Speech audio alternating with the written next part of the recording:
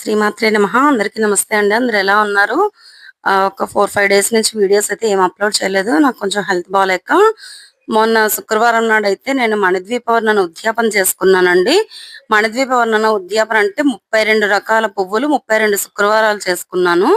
ఇది పూర్తయిపోయిన తర్వాత 9 మంది ముత్తైదువులకి చీర జాకెట్టు ఇలాగా అలంకరణ సామాన్లన్నీ ఇచ్చి, వాయినాలిచ్చి భోజనాలనేవి పెట్టుకోవాలన్నమాట.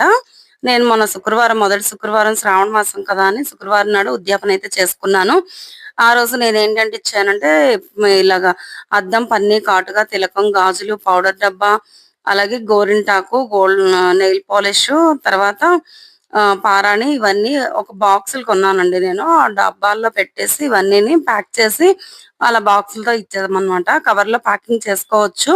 కానీ కవర్ కన్నా డబ్బాలైతే కాస్త నీట్‌గా కనిపిస్తాయి కదా! అని అందుకని 9 నాకు నల్ల పూసలతో కలిపి ఒక 13 ఐటెమ్స్ వచ్చాయండి. ఇవన్నీ అలంకరణ సామాన్లు.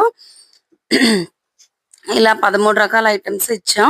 అలాగే పువ్వులు కూడా 9 రకాల పువ్వులు, తర్వాత స్వీట్లు కూడా 9 రకాలు ఇవ్వాలండి.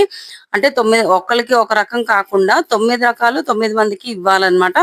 మీరొక అర కేజీ, కేజీ అలా తీసుకున్నట్టయితే బాక్సుల్లో మనం సర్దేసుకోవచ్చు.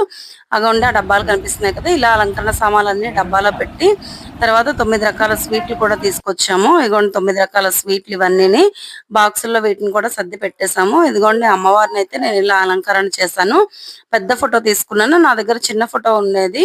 కానీ ఎందుకో ఈసారి పెద్ద ఫోటో తీసుకోవాలనిపించింది. నేనైతే ఆ రోజు వంట కూడా నేను ఇంట్లోనే మడి వంట చేసుకున్నానండి. అమ్మవారికి మహానైవేద్యం పెట్టడం కోసం 2 కూరలు, పప్పు, పులుసు, అలాగే పులిహార, బూరెలు అవన్నీ చేసామన్నమాట.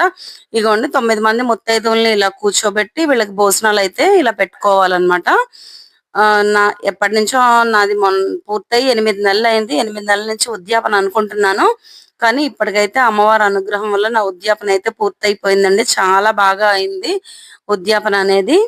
మీకు ఇంకా దీని గురించి ఏమైనా డౌట్స్ ఉంటే నాకు కామెంట్ చేయండి. ఎలా చేసుకోవాలి ఏంటన్నది నేను చెప్తాను. కానీ 32 రకాలు పూర్తయిన తర్వాత మాత్రమే ఉద్యాపన చేసుకోవాలి. 32 రకాల పువ్వులు. వీడియో కనుక నచ్చినట్టయితే లైక్ చేయండి, షేర్ చేయండి, కామెంట్ చేయండి. మరిన్ని మంచి మంచి వీడియోస్ కోసం మన ఛానల్ అయితే సబ్స్క్రైబ్ చేసుకోండి. థ్యాంక్ యూ సో మచ్ అండి.